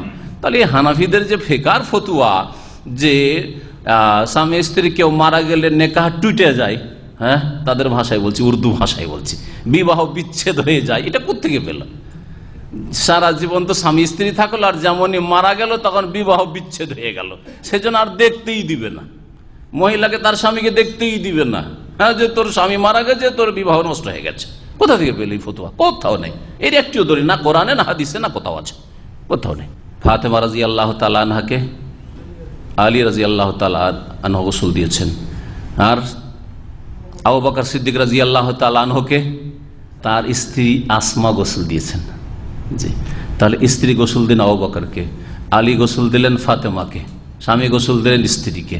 নবী সাল্লাল্লাহু আলাইহি ওয়াসাল্লামের আকাঙ্ক্ষা যে তোমার আগে ইন্তেকাল আমি দেবো, তো জায়েজ হইল না? হইল না? না, দলিল যথেষ্ট নয়, একটা দলিল যথেষ্ট, একটা সহিহ হাদিস যথেষ্ট। জি, আর ওরা একটা দলিল দিত যে স্বামী স্ত্রী গোসল দিতে পারবে না, অথবা স্ত্রী স্বামীকে গোসল দিতে পারবে না, তো ভিত্তিহীন কেন ফতোয়া দিবেন? আর তারপরেও মজাম মানা ফরজ করে দিবেন, আল্লাহ ফরজ করলেন, রসুল ফরজ করলেন না, আরে খোদ 4 ইমামও ফরজ করলেন না, জবরদস্তি ফরজ করে দিয়ে বসে থাকলেন।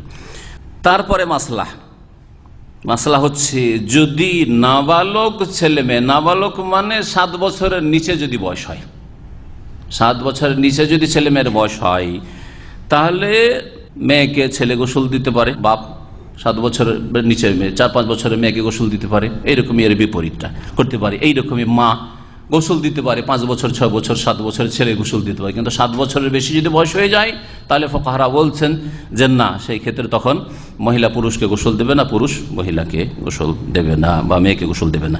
ইয়াজুজু লিরাজুলিন আমরাতিন গাসলু মান লাহু দুনা 7 সিনিনা ফাকাত, 7 বছরের নিচে যদি বয়স থাকে, তাহলে পুরুষ নারীর জন্য এইরকম শিশুদেরকে বা নাবালক ছেলে মেয়েদেরকে গোসল দেওয়া 7 বছরের নিচে হলে জায়েজ রয়েছে, যাকারান আও উনসা, মেয়ে হোক অথবা ছেলে হোক। লিয়ান আওরাতাহু লা হুকমা লাহা ফি হায়াতি, কারণ 7 বছরের নিচের ছেলে মেয়েদের লজ্জা স্থান ঢাকা ফরজ নাই। তাহলে এর দ্বারা বোঝা গেল যে 7 বছর হইলে আপনার ছেলে মেয়েকে উলঙ্গ রাখা যাবে না, 7 বছর হয়ে গেলে ছেলে মেয়েকে উলঙ্গ রাখা যাবে না। আর আমাদের দেশে মুসলমানি করে, মুসলমানি এটা আবার খাতনা করলে মুসলমানি হয়, এই মুসলমান বানায় কখন? আরে 10 বছর 12 বছর। এখন এই কিছুদিন আগে একজন খাতনা করেছে, বলছে ওর আপনজনের বয়স কত, একটু জিজ্ঞেস করলাম বয়স কত, বলছে হবে 8-10 বছর হবে। আশ্চর্য হয়ে গেল, 8-10 বছর এই যুগে! আরে মানুষ শিক্ষিত হয়েছে, 8-10 বছর ধরে ওকে এইরকম লম্বা করে রাখবে কেন? এই চামড়ার কোনো প্রয়োজন আছে নাকি? কেন রাখবে? নাজায়েজ কাজ, এরকম কাজ কেন করবে? 7 দিনের দিন করা উচিত ছিল আপনার, 7 দিনের দিন করা উত্তম ছিল। আরবরা সকলে জানে 7 দিনের দিন করে নিতে হয়। আমি বলছি না 7 দিনের দিনই করতে হবে একেবারে জরুরি, কিন্তু 7 দিনের দিন করে নয় ভালো, যত ছোট কালে করবেন তত ভালো। ঠিক আছে, খুব বেশি 7 বছর, কারো 7 বছর পর্যন্ত তার লজ্জা স্থান ঢেকে রাখা বা ঢাকা ফরজ নেই, সেজন্য তাকে উল্লঙ্ঘন করলেন। আর এমনি 10 বছর 12 বছরের ছেলে, আমি তো কিছুদিন আগে শুনলাম যে এমনও ছেলেরা আছে যারা স্কুলে মাধ্যমিক পড়ছে, 16 বছর 18 বছর বয়সে কি খাতনা করে। আজকে 10-20 বছর আগে নাকি এরকম করতো। আমাকে বিশ্বস্ত সূত্রে শুনেছি। আশ্চর্য সব জেহালত। ছোট ছেলে মেয়েদেরকে 7 বছর নিচে যদি বয়স হয় গোসল দিতে পারবে পুরুষ, হ্যাঁ, ছোট মেয়েকে গোসল দিতে পারবে মহিলা, ছোট ছেলেদেরকে গোসল দিতে পারবে। এর দলিল নবী করিম সাল্লাল্লাহু আলাইহি ওয়াসাল্লামের ছেলে ইব্রাহিম রাদিয়াল্লাহু তাআলা আনহু, তাকে গোসল দিয়েছিল গাসসালাহুন নিসা, মহিলারা গোসল দিয়েছিল। নবী সাল্লাল্লাহু আলাইহি ওয়াসাল্লামের সাহাবিয়াত মহিলারা গোসল দিয়েছিলেন। মাইয়াতকে গোসল দেওয়ার ক্ষেত্রে ফুকাহায়ে কেরামরা বলছেন ভাষ্যকার যে একবার করে গোটা শরীরে পানি বহানো এটা হচ্ছে ওয়াজিব, ফরজ, একবার করে ধোয়া। কিন্তু একবার শুধু ধুয়ে ছেড়ে দেওয়া অপছন্দনীয়, যদিও কিছু না বের হয়। কারণ নবী সাল্লাল্লাহু আলাইহি ওয়াসাল্লাম 3 বার থেকে শুরু করেছেন। হাদিসটা কি আছে? 3 বার করো, না হয় 5 বার করো, আর না হলে তার বেশি করো। এই জন্য 3 বার করা উত্তম। একবার কেউ যদি করে তো অপছন্দনীয় করলো, যদিও ফরজটা আদায় হয়ে যাবে। যদি কিছু বেরিয়ে আসে, একবার ধুয়ে তারপরে কিছু নাপাক কিছু বেরিয়ে আসলো, তাহলে একবার করা জায়েজ নয়। যদি বের হতেই থাকে, পেশাব বেরোতে আছে, পায়খানা বেরোতে আছে, রক্ত বেরোতে আছে, তাহলে 7 বার পর্যন্ত পৌঁছান। অল মুস্তাহাব মা আদমিল খারেজে সালাসু গাসলাত, কোনো কিছু যদি না বেরোয় তারপরও 3 বার করে ধোয়া হচ্ছে মুস্তাহাব। ওয়াহুয়া সুন্নাতুন ইজমান, এর সুন্নত হওয়ার উপর ঐক্যমত ইজমা রয়েছে।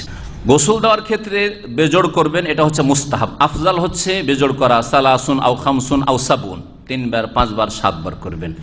আর বরই পাতা দিয়ে করবেন, কারণ বলছে লিয়ান্না ইউনাক্কিল জাসাদ ওয়া ইয়াসলুবুহু, শরীরকে পরিষ্কার পরিচ্ছন্ন করবে এবং শরীরটাকে শক্ত রাখবে।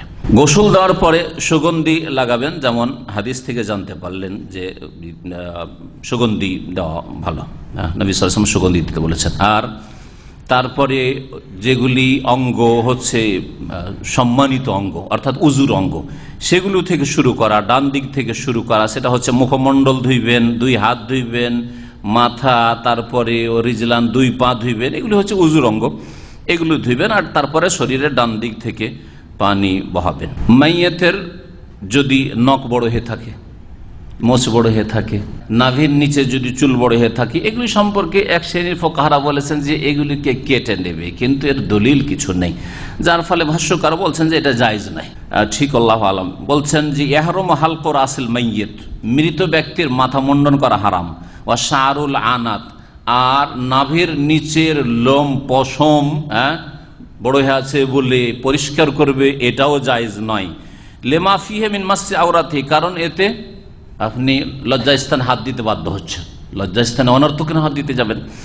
ওয়ালা ইয়াকুসু শারিবাহ, মোজ যদি বড় হয়ে থাকে মোজ কাটারও প্রয়োজন নাই। কামা ইয়াহরাম খাতনুল আকলুফ, এইরকমই যদি খাতনাবিহীন কেউ মারা যায়, নিউ মুসলমান হয়েছে আর খাতনা করেনি, অথবা আজকাল বড় বড় ছেলে হয়ে যাচ্ছে আর খাতনা করছে না, ছেলে মারা গেছে, সাবালক হয়ে গেছে আর ছেলে মারা গেছে বা কিছু, তাহলে খাতনা করার প্রয়োজন নেই যে ওকে দাফন করার আগে খাতনা করে দিন, না খাতনা করবেন না।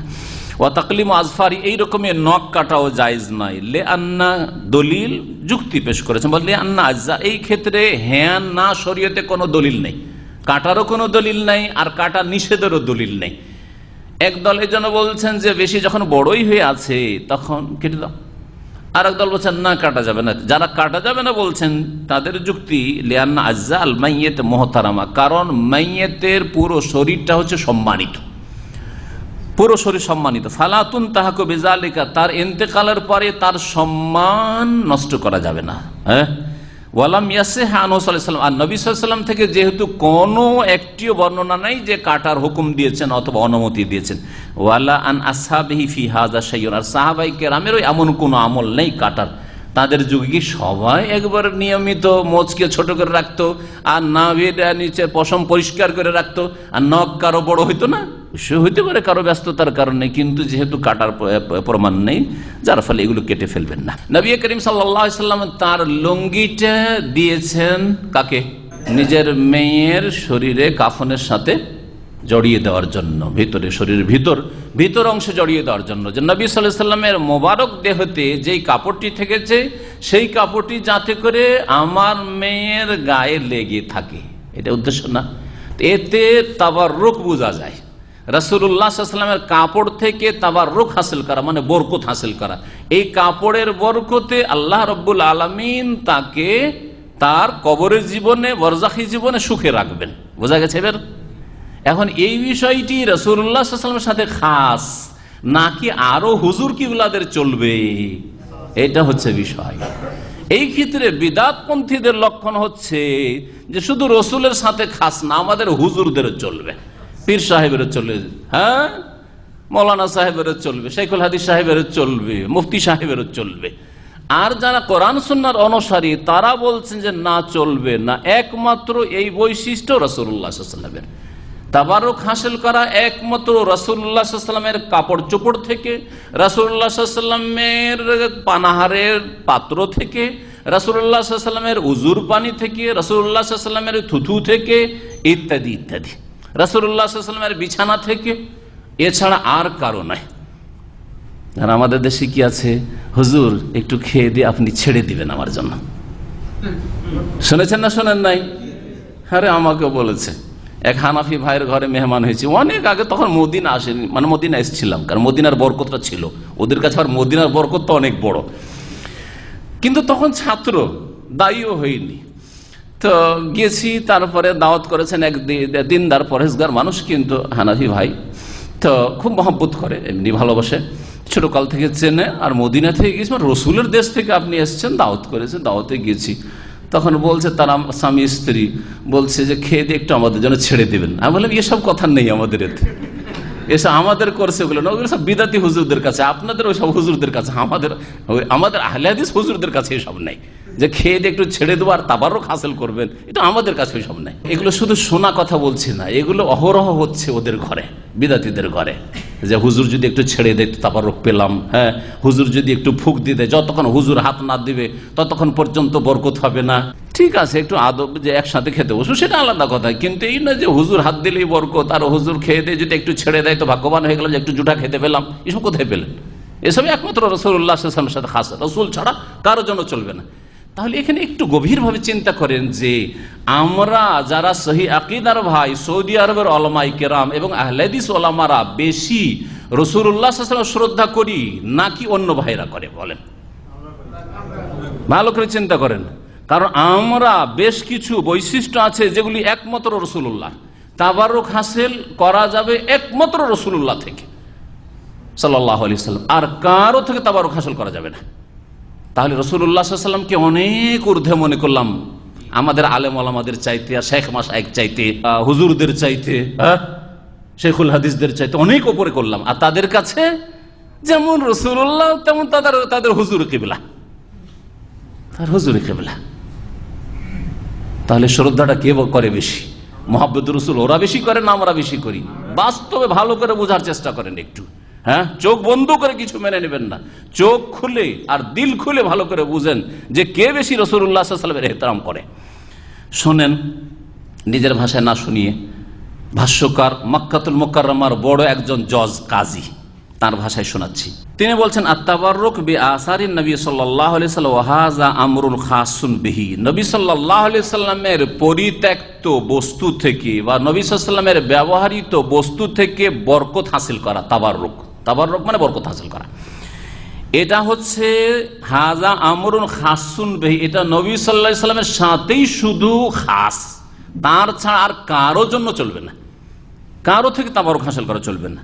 ফালা ইয়াতাআদ্দাহু ইলা গায়রিহি মিনাল উলামায়ে ওয়াস সালিহিন ওয়া নাহবিহিম, নবী সাল্লাল্লাহু আলাইহি ওয়াসাল্লাম ছাড়া অন্য কোন উলামা, সালেহিন, ওলি আউলিয়া, বুজুর্গ, তাহাজ্জুদ গুজার, হ্যাঁ মুরব্বি, পীর, এসবের তাবারুক হাসিল করা যাবে না, বিদাতি তো করা যাবে না, যাবে না। এমনকি সুন্নতের অনুসারী যদি ওলামা হয়, ওলামা আবার দুই রকম, বিদাতি ওলামা, অধিকাংশ তো তাবাররুকগুলি বিদাতি, তাবাররুক বিদাতি ওলামা থেকে হাসিল করে, কিন্তু সুন্নতের অনুসারী ওলামা ধরে নেন আল্লামা ইবনে বাজ, ইবনে উসাইমিন রাহমাতুল্লাহি আলাইহি, অথবা নাসিরুদ্দিন আলবানী, কোরআন সুন্নাহর আলেম, ইমাম আবু হানিফা, শাফি, মালিক, আহমদ, ইমাম বুখারী, ইবনে তাইমিয়া।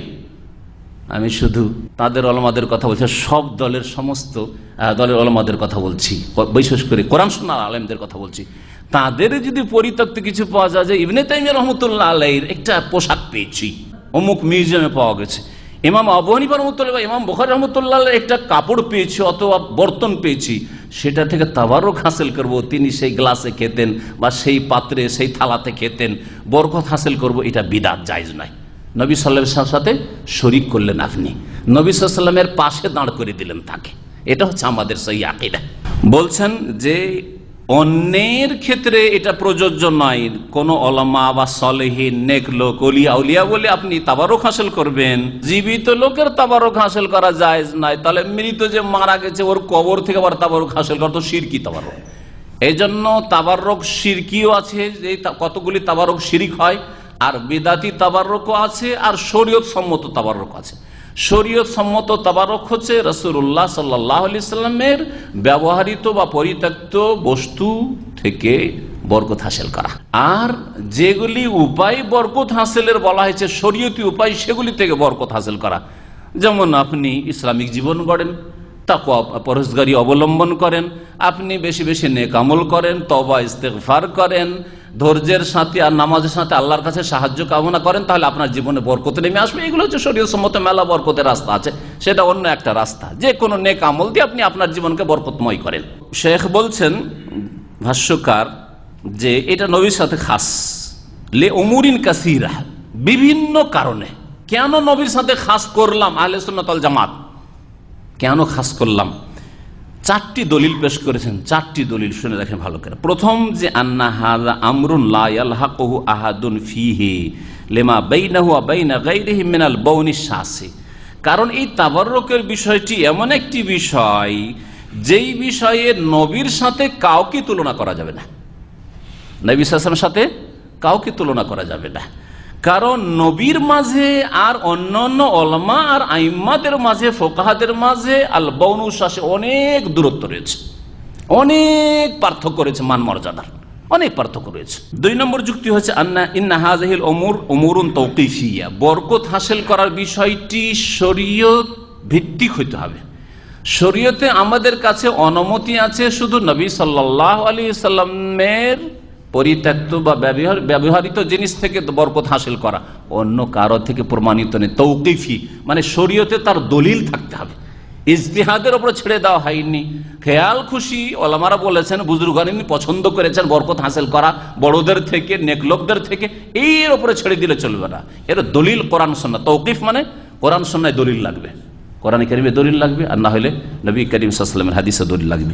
লা তুফালু ইল্লা বিশারিন, শরীয়তের দলিল ছাড়া করা যাবে না। ওয়ালা ইউজাদু মিনাল আদিল্লাতি মা ইউআদ্দিহা ইলা গায়রিহি সাল্লাল্লাহু আলাইহি ওয়াসাল্লাম, আর শরীয়তে কোরআন হাদিসে এমন কোনো দলিল নাই যে নবী সাল্লাল্লাহু আলাইহি ওয়াসাল্লাম ছাড়া অন্য কারো কাছ থেকে বরকত হাসিল করা যেতে পারে।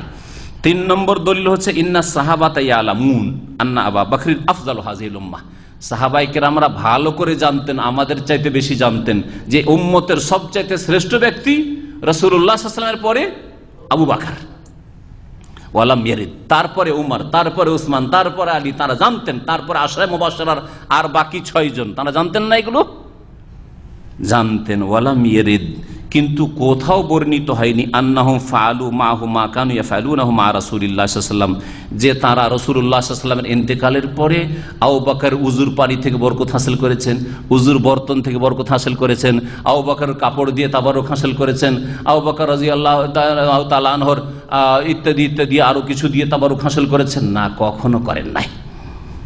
রাসূলুল্লাহ সাল্লাল্লাহু আলাইহি ওয়াসাল্লামের পরে তারা করেন না। মিনাত তাসাবুক আলা মাই ওযু, যেমন নবী সাল্লাল্লাহু আলাইহি ওয়াসাল্লামের জীবদ্দশায় ওযুর পানি, নবী সাল্লাল্লাহু আলাইহি ওয়াসাল্লাম ওযু করেছেন, ওযুর পানিগুলি ঝরে পড়ছে, সাহাবীরা উঠিয়ে নিতেন আর গায়ে শরীরে মাখতেন। এটা আবু বকরের সাথে করতেন না, আর অন্য কোনো সাহাবীর সাথেও করতেন না। যেসব দূর দূরান্তে 1জন 2জন সাহাবীও গেছেন, আব্দুল্লাহ বিন মাসউদ, আবু মুসা আশআরী কুফায় গেছেন। কোন প্রমাণ আছে যে কুফার লোকেরা আবু মুসা আশআরীর আর আব্দুল্লাহ বিন মাসউদের, এত বড় বড় আলেম, সবচেয়ে বড় আলেম এই উম্মতের তারা ছিলেন, তাদের ব্যবহৃত জিনিস বা তাদের উজুর পানি, তাদের থুথু, এগুলো থেকে বরকত হাসিল করতো? তারা কেউ করতো না। 4 নম্বর দলিল, যে রাসূলুল্লাহ সাল্লাল্লাহু আলাইহি ওয়াসাল্লাম ছাড়া অন্য কারো ব্যবহৃত বস্তু থেকে বা পরিত্যক্ত বস্তু থেকে যদি তাবারুক হাসিল করা যায়, তো যার থেকে তাবারুক হাসিল করছেন তাকে আপনি ফিতনায় লিপ্ত করলেন, তার মধ্যে শয়তান ঢুকিয়ে দিলেন আপনি। কেমন করে ফিতনায়? ধর্মীয় ফিতনায় পড়লো, ঈমান হারা হইতে পারে, অহংকার তার মধ্যে ঢুকতে পারে, আমি অনেক কিছু হয়ে গেছি, অনেক বড় মানুষ হয়ে গেছি, আমার থুথু থেকে তাবাররক নেই, আমার উজুর পানি থেকে তাবাররক নেই, আমার কাপড় থেকে তাবাররক নেই, আমার জুঠা থেকে তাবাররক নেই, শুরু হয়ে যাবে। আর সেটা আমার জন্য, আপনার জন্য, হুজুরে কিবলার জন্য, আর শাইখুল হাদিসের জন্য, মুফতি সাহেবের জন্য বড় ফিতনার কারণ হয়ে যাবে। শয়তান অহংকার ঢুকিয়ে দিবে এইভাবে। বলছেন ইন্নাহু ফিতনাতুন, এটা ফিতনা হইতে পারে লেমান তুবুররিকা বিহি, ওই ব্যক্তির জন্য যার থেকে বরকত হাসিল করছেন। আপনার বেশি ক্ষয়ক্ষতি হলো না, আপনি হয়তো বেদাতি করলেন অথবা শিরক করলেন। শিরক করলে তো মারাত্মক কাজ, বিদাত করলে গুমরাহির কাজ করলেন। ওর চাইতে মারাত্মক হলো কি, সে ফেরাউন হয়ে গেল। ওর মধ্যে এত অহংকার ঢুকেছে, আমার মতো কেউ না, আমি বড় বুজুর্গ হয়ে গেছি, দেশে অনেক বড় বুজুর্গ বানিয়ে দিলেন তার তাবারুক হাসিল করতে গিয়ে। তখন নিজেকে বড় মনে করতে লাগবে যে আমার মতো কেউ নেই। যার কারণে সে ধ্বংস হবে, কারণ অহংকারী ধ্বংস হয়। যখন গোসল দাতা গোসল দেবে মাইয়েতকে, তখন মাইয়েতের লজ্জাস্থান ঢেকে দেবে। ইয়াজিবু আলাল গাসিল সাতরু মা রাআহু মিনাল মাইয়িত, একটু ঢেকে রাখবে। তারপরে যদি কোনো দোষ ত্রুটি দেখে, অনেক সময় গোসল দেওয়ার সময় অপ্রীতিকর কিছু দেখে, অপ্রীতিকর হতে পারে, আল্লাহ পাকের কোনো আযাব এমন কিছু দেখছে, হতে পারে এরকম কিছু দেখতে পারে, অথবা যেটা বাইরে বর্ণনা করলে ওই মৃত ব্যক্তির মানহানি হবে, মৃত ব্যক্তির আত্মীয় স্বজনদের মানহানি হবে লোকেরা শুনতে পেলে, এরকম জিনিসকে লুকিয়ে রাখা উচিত। ইনলাম এখন হাসানান, সেগুলি যদি ভালো গুণ না হয়, সেগুলি যদি ভালো গুণ না হয়। আয়েশা রাদিয়াল্লাহু তাআলা আনহা থেকে মুসনাদ আহমদ একটি হাদিস রয়েছে, মান গাসসালা মাইয়াতান, কেউ যদি মৃত ব্যক্তিকে গোসল দেয়, ও আদ্দা ফিহিল আমানাতা, আর সেই ক্ষেত্রে আমানত যথাযথ আদায় করে, ওয়ালাম ইয়ানশুর আইবাহু, তার দোষ ত্রুটি কি না করে, না ছড়ায়, দোষ ত্রুটিকে না ছড়িয়ে দেয়, দোষ ত্রুটি জানতে পারলে এদিক ওদিক কোথাও প্রকাশ না করে, খারাজা মিন যুনুবিহি কা ইয়াউমিন ওয়ালাদাত উম্মু, সেই দিনের মতো গুনাহ থেকে গুনাহমুক্ত হইতে পারবে, গুনাহ মাফের যেই দিন তার মা তাকে ভূমিষ্ঠ করেছিল। কিন্তু আয়ের দোষ ত্রুটি যদি দেখতে পান তাহলে লুকিয়ে রাখবেন। জি, হতে পারে যে চেহারাটা কালো হয়ে গেছে, তখন করে কি যারা গোসল দেয়, আরে এই যে কোন পাপ করেছে, একবারে চেহারা বিশ্রী হয়ে গেছে, কালো হয়ে গেছে, দেখা যায় না, খবরদার এগুলো বয়ান করবেন না। এতে মানহানি করলেন ওই মৃত ব্যক্তির, আর মৃত ব্যক্তির আত্মীয় স্বজনরা কষ্ট পাবে শুনতে পেলে কষ্ট হবে যে আমার আব্বার বা আমার মায়ের বা আমার অমুকের সম্পর্কে আলোচনা সমালোচনা হচ্ছে যে তার এই ছিল, এই হয়েছিল, সেই হয়েছিল।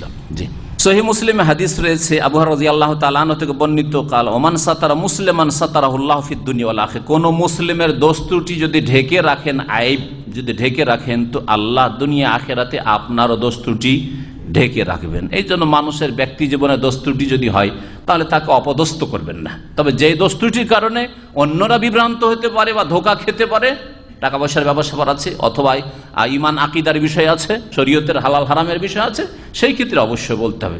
তখন এই নয় যে ওকে কেন বললেন না, ওকে গিয়ে বলতে হবে, ওকে বলে ওর সংশোধন, আপনাদের কেউ সংশোধন করবে, আপনাদেরকে সংশোধন করে হাজার হাজার লোককে গুমরা করে ফেলেছে। যে আজকে এখানেই শেষ করছি। এরপরে মাইয়াতের কাফন সম্পর্কে এবং কাফনের কাপড় কয়টি হবে এই সম্পর্কে কয়েকটি পরপর হাদিস আসবে ইনশাআল্লাহ তাআলা। আগামী সপ্তাহে সেই হাদিসগুলির ভাষ্য ইনশাআল্লাহ সারা আপনাদের সামনে পেশ করব। আল্লাহ পাক রব্বুল আলামিন যেন আমাদেরকে নেক আমলে তৌফিক দান করেন, ভালো ইলম শিখার তৌফিক দান করেন, আর ভালো ইলম মোতাবেক কোরআন সুন্নাহ মোতাবেক আমল করার তৌফিক দান করেন, দিন দুনিয়ার ফিতনা থেকে আমাদেরকে বেঁচে থাকার তৌফিক দান করেন। আল্লাহ রাব্বুল আলামিন বালা মুসিবত যেন দূর করেন, যারা অসুস্থ রয়েছেন, পেরেশানিতে রয়েছেন, অসুস্থতা পেরেশানি যেন দূর করে দেন, যাদের রিজিকের সংকট রয়েছে আল্লাহ পাক রিজিকে যেন বরকত দান করেন, আমাদের সকলের বরকত দান করেন। আল্লাহ রাব্বুল আলামিন আমাদের সকলকে জান্নাতুল ফিরদাউস যেন দান করেন। সুবহান রাব্বিকা রাব্বিল ইজ্জাতি আম্মা ইয়াসিফুন ওয়া সালামুন আলাল মুরসালিন আলহামদুলিল্লাহি রাব্বিল আলামিন।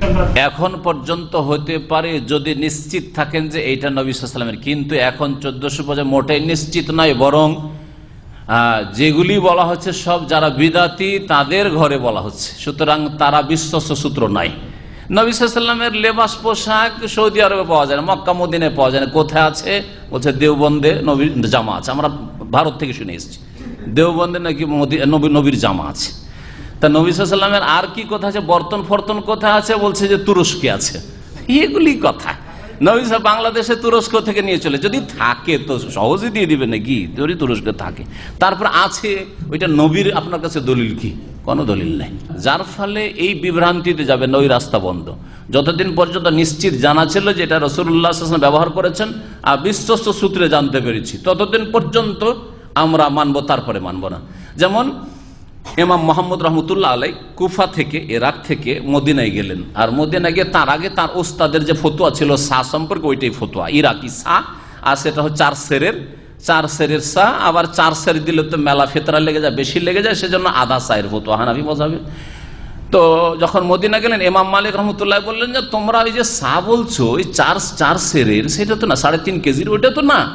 নবী সাল্লাল্লাহু আলাইহি ওয়াসাল্লামের সা ওর চাইতে ছোট ছিল, যেটাতে 2.5 কেজির মতো আসে, 3.25 সের এইরকম আসে।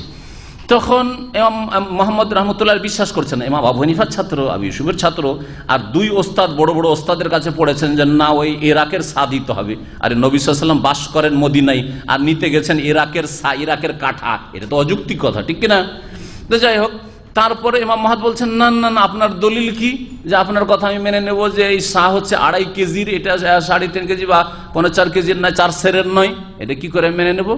তখন ইমাম মালিক রহমতুল্লাহ গেলেন, বাড়িতে ঢুকলেন, আর ঢোকার পরে সাটা নিয়ে আসলেন, কাঠা একটা পাত্র, আর নিয়ে আসার পরে বলে হাজা সাউ রাসূলুল্লাহ, এটা হচ্ছে রাসূলুল্লাহ সা কাঠা, এই কাঠাতে রাসূলুল্লাহ সাল্লাল্লাহু আলাইহি সাল্লাম কি করতেন।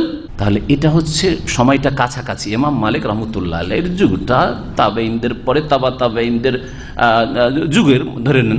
তো এই সময়টা খুব কাছাকাছি সময়, সেই সময় খানিকটা বলা যেতে পারে যে হ্যাঁ এগুলি ছিল। সাহাবাই কেরাম, সাহাবিয়াতদের কাছে নবী সাল্লাল্লাহু আলাইহি সাল্লামের কিছু চুল ছিল, যেগুলো বোতলের মধ্যে রেখেছিলেন পানিতে করে, আর কেউ অসুস্থ হইলে আর সেখান থেকে একটু পানি দিতেন, আর সুস্থ হয়ে যেত, ছেলেমেয়েরা সুস্থ হয়ে যেত, এগুলি ছিল। কিন্তু এখন আমার কাছে আপনার কাছে দলিল কি? মিথ্যার ছড়াছড়ি, পেট ব্যবসা শুরু হয়ে যাবে। যদি এই ব্যবসা নিয়ে কেউ বসে যায় তো ভালো একটা ব্যবসা শুরু হয়ে যাবে, জমজমাটে ব্যবসা। এগুলি পেট ব্যবসা শুরু হয়ে, সুতরাং যেখানে বিশ্বস্ত সূত্র আমাদের কাছে নেই, সুতরাং এই কথা বলা যাবে না যেগুলি রাসূলুল্লাহ সাল্লাল্লাহু আলাইহি ওয়াসাল্লাম ব্যবহৃত জিনিস, আর এগুলো থেকে তাবারুক হাসিল করেন। কিন্তু আসল হুকুমটা জেনে রাখতে হবে যে এটা খাস ছিল রাসূলুল্লাহ সাল্লাল্লাহু আলাইহি ওয়াসাল্লাম, তারপরে যতই বড় ইমাম হোক না কেন, আর আল্লামা হোক না কেন, তাবারুক হাসিল করা জায়েজ নয়। এটা বিদাতীদের কাছে কমপক্ষে বিদাত। আর যদি এই তাবারুক শিরক পর্যন্ত পৌঁছায়, তার মানে মনে করে যে এর মাধ্যমে ছেলে পাবো, এইটাই রোগ ভালো করবে, আল্লাহর কথা ভুলে গিয়ে, তাহলে বড় শিরক হবে। এরকম অনেক ক্ষেত্রে শিরকি তাবারুক হইতে পারে আর বিদাতি তাবারুক হইতে পারে। বর্তমান যে তাবারুকগুলি চলছে 2 ভাগে বিভক্ত, বিদাতি তাবারুক আর শিরকি তাবারুক। আর শরীয়ত সম্মত তাবারুক হচ্ছে ঈমান আর নেক আমল, সহজ রাস্তা। এই রাস্তায় কোনো ঝুঁকি নেই। ঈমান সুন্দর করেন, আমল সুন্দর করেন, জাহির সুন্দর করেন, বাতেন সুন্দর করেন, অন্তর সুন্দর করেন, আর আপনার আকীদা, আমল, আখলাক সুন্দর করেন। এটা হচ্ছে তাবারুকের রাস্তা, বরকত হাসিলের রাস্তা। আল্লাহ পাক রব্বুল আলামিন এই পথে চলার তৌফিক দান করেন। ওয়া সাল্লাল্লাহু আলা নবিয়িনা মুহাম্মদ ওয়া আলা আলিহি ওয়া সাহবিহি আজমাইন।